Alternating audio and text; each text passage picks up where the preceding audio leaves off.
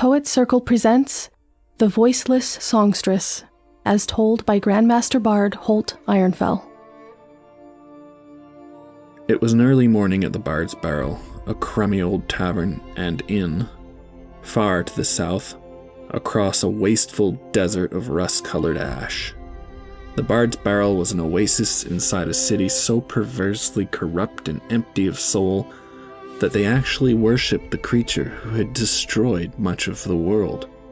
Well, to be fair, most of the uneducated, cultureless population just did what they were told, lest they be murdered where they stand by the ruling template. No, the South was not like the North. I'd not have lived there, despite the nature of the Ivory Pyramid and its sisterhood in my homeland. There was nothing for me in the South, except my grandson, Ceridwen Ironfell, who sat on a rickety stool at an empty bar in a dusty taproom, counting the last of his coin, which was easy, as he only had 2 to his name that day, a tall order living up to the Grandmaster Bard Holt Ironfell. He did his best. Ceridwen was a bright young star in a land without competition, in a land that did not care about the arts. Yet, having my blood in him, he could not turn away from the path of the bard, and that is to always kindle the fire of inspiration in any heart that needed it. And the cold-hearted people of the southern wastes needed it most, for they had nothing. But this is not Ceridwen's story, not totally. It is rather a preamble to my grandson's adventures. No, this is the story of a young woman who was, as in the traditions of Poet Circle, Ceridwen's apprentice, a songstress named Kialira Greyroot, who I loved as a daughter, and who had such a terrifying secret that she hid it in the end, even from me. She had a beautiful voice. She was radiant to be true, small and thin, full of life, the true gem of the South, a diamond in the rough. And the poor and the dying hated such displays of hope. Ceridwen was her protector. They were inseparable, and she loved him. She believed in him more than she believed in herself. She cleaned up nice, though soap and water were hard to come by in large quantities in the South. They cost more than the pair had, but when she could, she would do it, and join Ceridwen at that run-down tavern, the only place for miles worth performing at, and be pretty for him. He drank, he entertained, his charisma landed him any woman he wanted, and he kept his troubles away from Kialira, kept to himself the complications of his idiotic heart, which was the only thing she wanted in the world. And it wore her down, of course, seeing woman after woman get just what Kialira wanted, but was not allowed on stupid technicality. They were fans. She was part of the act. One day, Kialira was alone at the bar, and a strange young man came in to sit beside her. It was the day she had cleaned herself up for Ceridwen, but he was off somewhere, probably with a woman. This stranger had dark eyes, dark hair, and dark skin, just as many in the South did, but there was yet something darker still about him, something mysterious and different from the daily tedium and subtle heartbreaks. "Sing for me, songstress," he said, placing a stack of coins before her. It was a large stack, conspicuous and not to be kept out in plain view. She swept it away, looking around with wide eyes, then back to the stranger. So, like a mechanical bird, she sang on command. The secret of her voice was that she let all her hope and all her sorrows into it. Her voice was powerful and uncompromising, everything that her diminutive body and humble lifestyle was not. The stranger watched wordlessly, and at the end, merely nodded his head, as if having decided upon something, a slight nod that signified horrifying change in Kialira's life. Then he went away. Ceridwen arrived back at the Bard's Barrel and joined her on the stool next to her. He was full of bravado and cheer, but his clothes were getting shabby. "A man asked me to sing, Ceridwen," Kialira said hesitantly. He caught the tone and raised an eyebrow. "Men often ask you to sing, my dear. What's wrong?" "Well," she opened up her coin purse full of coins.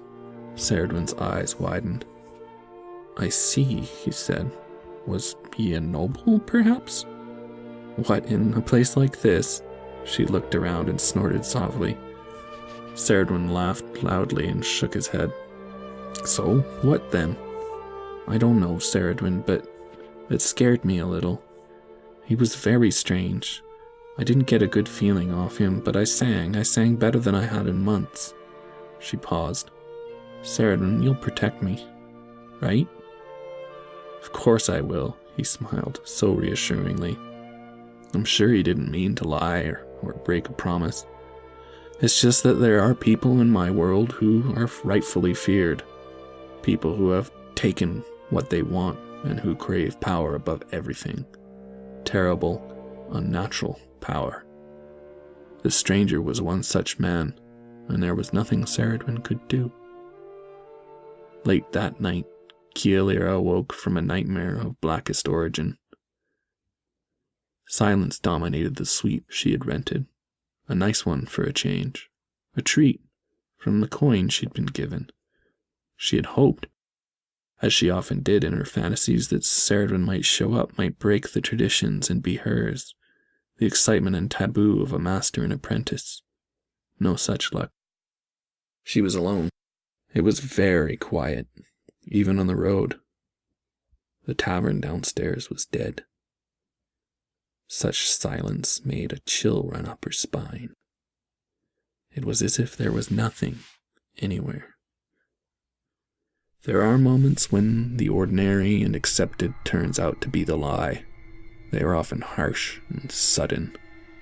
As the vortex yawned open, she shrieked. A claw of black smoke lashed forward from it and grabbed her, sucking her in as she tried to hold on to the bedsheets. She knew that the quality of her terror would have been enough to wake her up. There was no mistaking the horror of this experience as anything but real. Darkness swirled, and she was pulled into the nothingness of the void. As she shrieked, her beautiful voice was pulled from her, out of her, until she could not make a sound. Ceridwen found an empty room the following morning, when it was time for them to meet. He thought it unusual, but suspected nothing, not immediately, for magic was not at all common. It happened only in the awareness of the paranoid and overly imaginative. Still, he got a sinking feeling in his chest towards midday when there was still no sign of his beloved apprentice.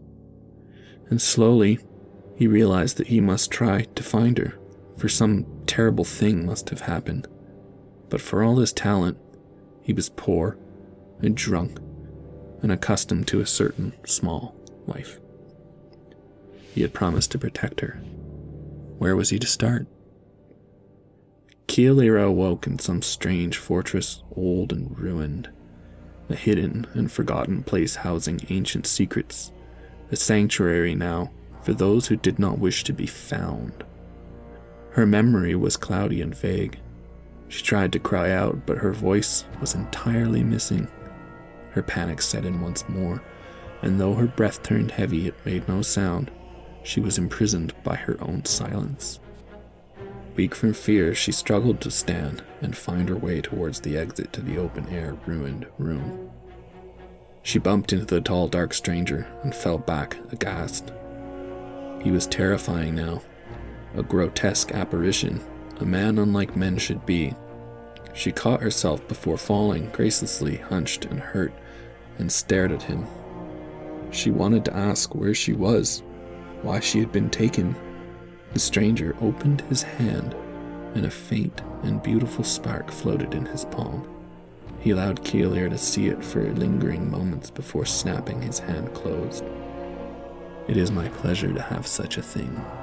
I had searched long for it. I am quite fond of all things musical, you see, in my own way." Kielira realized how this nightmare must unfold. "Don't you? It fascinates me how adaptable our minds are once the truth behind the ordinary mundane world comes out and hits us like a ton of bricks. How easy it is for us to believe in and understand the twisted nature of magic, as if magic were in us all, and had been all along, sleeping, waiting for a time to awaken." The stranger had stolen her voice. I do not wish to dwell on the horror that Kialira suffered. It is one thing to tell a frightening story and disturb an audience. It is another to speak of a friend, upon whose countenance such horrors have taken a toll. For the stranger had control over her body, her mind, and sought to empty her heart and bring meaninglessness into her life. She was forced by some dark magic to do much of what her enslavement entailed, like a puppet on strings. The stranger could give her voice back at his will, which he had done several times only to rip it away again mid-sentence, a mind game, a horrid torment. He humiliated her in any way his idle mind decided to, making a pastime of it, caring little for his living toy. Other times the stranger studied. He would sit and stare at her, or at nothing, lost in thought. He had stolen books, and though reading was illegal for the common city dweller, this creature had nothing in common with them. He could be spied staring into the night sky with some device that Kialira did not recognize, or conjuring some strange demonic entities and discussing in whispers various dealings. While he did such things, she was his servant, to tend to his every desire. He did nothing mundane himself, ever eager to pass on tedious chores and pointlessly difficult work to the voiceless singer. There was no justification or explanation as to why she, of all people, was his prisoner. It seemed that this stranger was demented by his power. She pitied him and hated him, for to the captive Kialira there was not much left to her but to wonder at the nature of her situation, with thoughts being the only thing under her own control. Yet after long periods of having no voice, her thoughts became wordless. She thought in images. Sometimes it seemed she could not think at all. Instead, she remembered times where she was with her love, her Ceridwen, who she wished would come to find her and save her somehow. No such luck. Besides, she knew that her captor would easily overwhelm and kill him. She knew he must stay away for his own sake. But one night someone did come. It was another stranger. Tall and dark, featureless, garbed in cloak and cowl, the new stranger was clearly an equal. When he arrived, as if to display his power and his prize, all Kialira's muscles moved to her captor's will, and she followed him around as the two talked, walking through the ruined courtyard. The gathering is upon us once again. Are you prepared for the dialectic? The new man spoke to the old. I am. I have studied much and learned. I know more of the nature of the void now than ever before. We shall see. I yet doubt our current master shall be replaced. His arguments and reasoning were unshakable 5 years ago. Soon enough, the conversation's topic turned back to her. The new stranger peered at Kialira with empty, uncaring eyes. Only a detached interest seemed to lay there. And what purpose does your little puppet serve? Asked Aroth. She is a pretty ornament, but I had not thought you lonely enough to require such company. Equals, but rivals by the tone. Kialira studied every word spoken, for though her voice was taken, a strange thing had happened. She could listen, much better now. She had overheard the whispers to demons, and she knew something of the nature of these people. Whoever they were, they worshipped the void, from which their power came. Nothingness was their master, their obsession. What overarching plot they were involved in was not revealed, only glimpses of actions, implications, intentions. She had this, Zara. Her captor, Astaroth, responded simply, opening his hand and revealing the beautiful little spark. A well rose up in Kialira's empty throat, a choking sensation. Interesting. Very interesting, yes. I can see it is quite a pure sample. And has it been of use? It will be. Smirking at Astaroth a moment, Beneath the shadow of his cowl, the new stranger, Zara, turned to tiny Keelira and crouched down a bit patronizingly. But his lips moved gently when he spoke, for her eyes alone. "And how has your stay been, Keelira?" This strange man, this evil person, was suddenly a hope, a salvation. How did he know her name? And how had he emulated such sincerity, such concern with his question? Perhaps he did care. Perhaps he saw more than she had assumed. She opened her mouth to speak, but nothing could come out. Her eyes welled up with tears as she struggled against the curse, and her wide blue gaze searched Astaroth's empty hands a moment, looking for the spark. "Nothing to say?" Astaroth taunted cruelly as he stood aside, watching the interaction, allowing her to move freely. She shot a hateful gaze at him. Nothing to say. Nothing to say indeed. "Give her voice," Zara said. Astaroth turned on him. Keelira listened, each word potentially a chart of the nature of her imprisonment, a key to her freedom. It was desperate listening. "Do not command me. Remember your place, Zara. My argument bested you in the dialectic, before all the masters of the void." Zara may have lost the argument at the dialectic, but he was more cunning against an arrogant opponent, that was certain. "You're afraid of a young woman's voice? Come now." Astaroth snorted derisively and flicked his hand dismissively towards Keelira, the spark flashing in and out of sight. Her throat relaxed and filled with breath.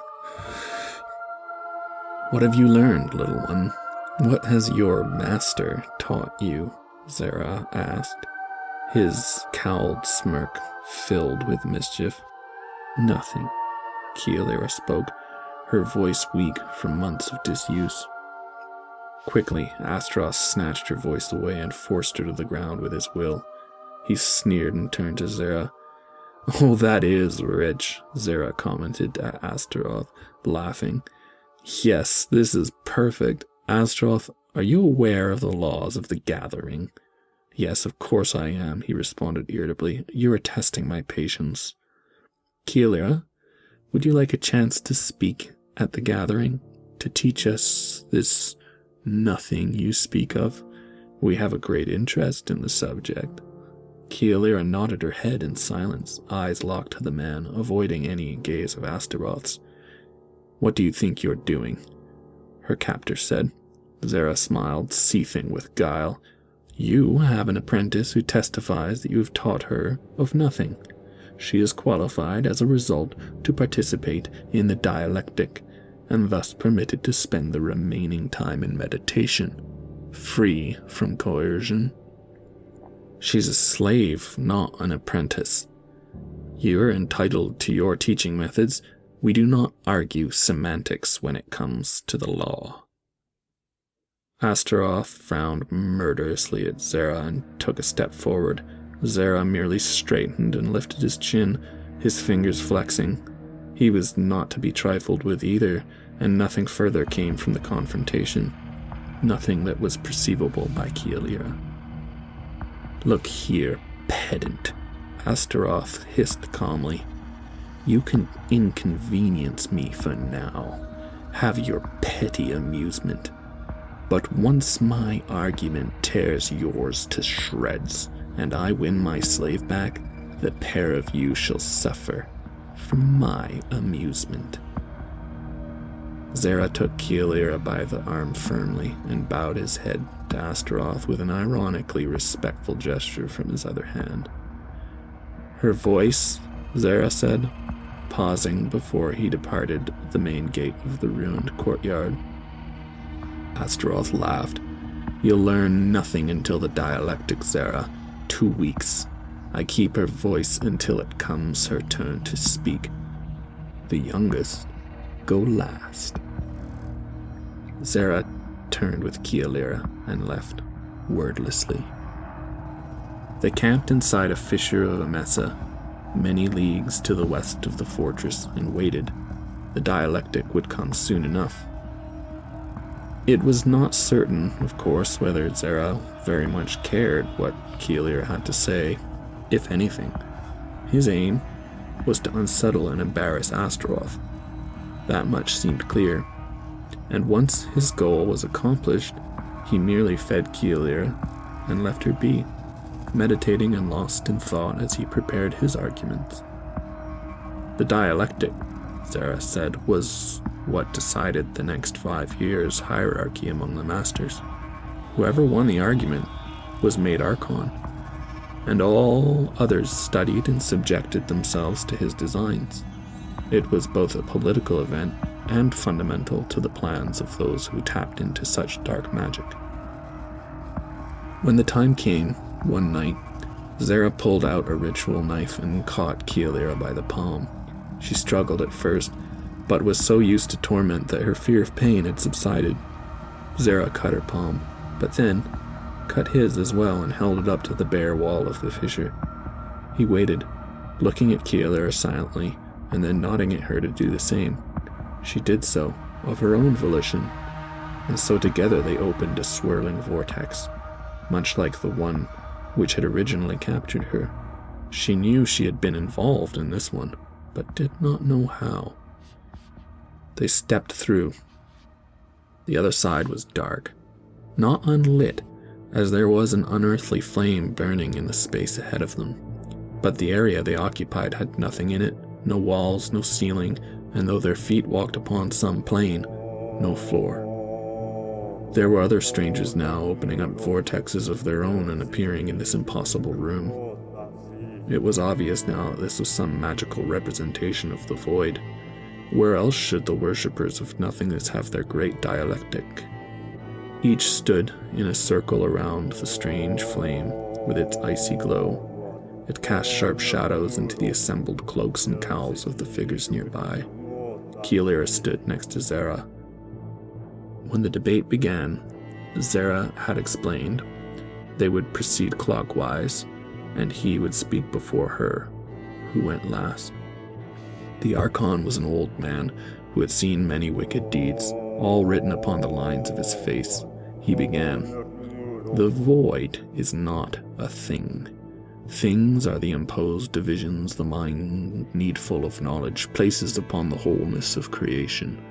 And the void is not creation. All creation is in spite of the void, and it is human ambition that favors creation over the void. Yet all returns to the void, for it is the natural state of all things." He went on for some time. Others came after, all with very intellectual and abstract arguments as to the nature of the void, what nothingness meant or signified, whether it really existed. As the debate rounded, masters referred to one another's arguments, for the advantage given to the later participants was that they could challenge the established narrative. It came to Astaroth's turn. "We have mistaken nothingness. We are consumed by our idleness and label our ambition as an artifice of creation. To serve the void is to implement meaninglessness. For destruction may have purpose and serve life and the human heart in new creation.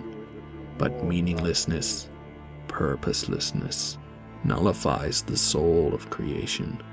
The man who champions meaninglessness is the man who masters nothing." It was a short argument, but whatever it meant, the others were disquieted by it. A murmur briefly rose. Keelir recognized something then, that his voice had a certain subtle quality, an enchanting music to it. Only she could have heard this, for she, voiceless, had learned to listen, and no sound was more sought by her than that which had been stolen. He had siphoned off her power in order to make his words seem more convincing. Fear found its way to her again. What if Astaroth was to win? The dialectic continued, but now it seemed that the focus had shifted around what Astaroth had said. He was positioned well to become the next Archon. Only Zara stood with a telling smirk upon his face, waiting his turn. At long last it came to her savior's turn to speak. He stepped forward. "The truth is naked. We stand here dressing it up, debating it as if it needs defense or explanation. The truth is there, always before our very eyes. We see the picture when we search for the canvas, and the canvas when we desire the picture. What we fail to see is our own hand at work in our perceptions. We fail to see the ambition and desire built into our own minds, coloring all of existence when there is nothing to color. Astaroth, you seek to be master over us, and you treat your apprentice as a slave to be tormented. What would that make us to you, we masters who must bend knee to your supposed wisdom? Nothing, I suppose, but puppets to be subjected to meaningless experimentation, to further your own power and ambition. You seek to create yourself, to be when you should not be. All of us are guilty. We have all sought something that was not there, sought to become what we should not become. There is but one here who has not sought to become, one who truly knows nothing. She has come to speak to us. If Astaroth would be so generous as to give her the voice he stole from her, the voice that belongs to her and is her right to use in this gathering by law. He turned and bent his head towards Kealira, then stepped back to his spot in the circle. The fire had dimmed throughout the gathering, and now all was faint, and she could but see cloaked figures indistinguishable from one another, their eyes alone quietly reflecting the fire. Those eyes all turned towards Astaroth, waiting, watching. They all saw the hesitation now, the fear. Resentfully, he opened his hand and looked at the spark, then tossed towards Kealira. Her throat unlocked and her voice returned. Her victorious captor ordered, "Speak then, slave." She did not speak. "Speak!" Astaroth snapped. She said nothing. "Do you not have an argument to make?" Kealira, the current Archon, asked, after glances were unanimously exchanged, and murmurs began to sound amongst the participants. She lifted her chin and met eyes with the Archon, and with all her audacious freedom remained silent. It took a few moments. They waited. The Archon was the first to nod his head slowly. "Yes, I see now," he said. "No," Astaroth objected. "She has said nothing." "Entirely the point," Zera said. "Entirely," the Archon agreed. And as their agreement spread among those gathered and Kealira's willful silence boomed, Astaroth's desperation and fury mounted. "She has told us nothing," the Archon spoke. "She has shown us all to be fools. We have much to learn." "Madness," Astaroth said. "This is merely a semantic trick. Have you all lost your minds?" Zera stepped forward now.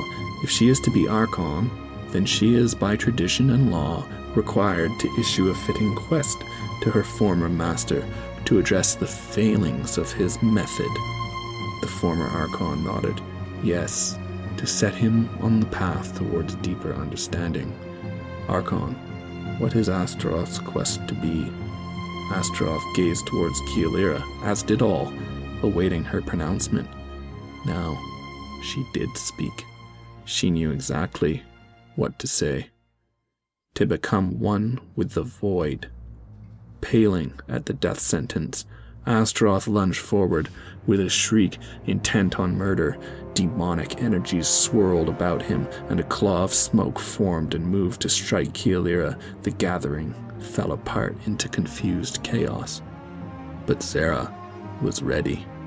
He moved with blinding speed, such that one moment he seemed to blink out of existence and appear before her attacker with a drawn blade made of black metal, poised just under Astaroth's throat. Zera growled viciously, lavishing in that moment, seeming to freeze time itself. The smoky darkness slowing, stalled. "I always knew your ambition would be your downfall.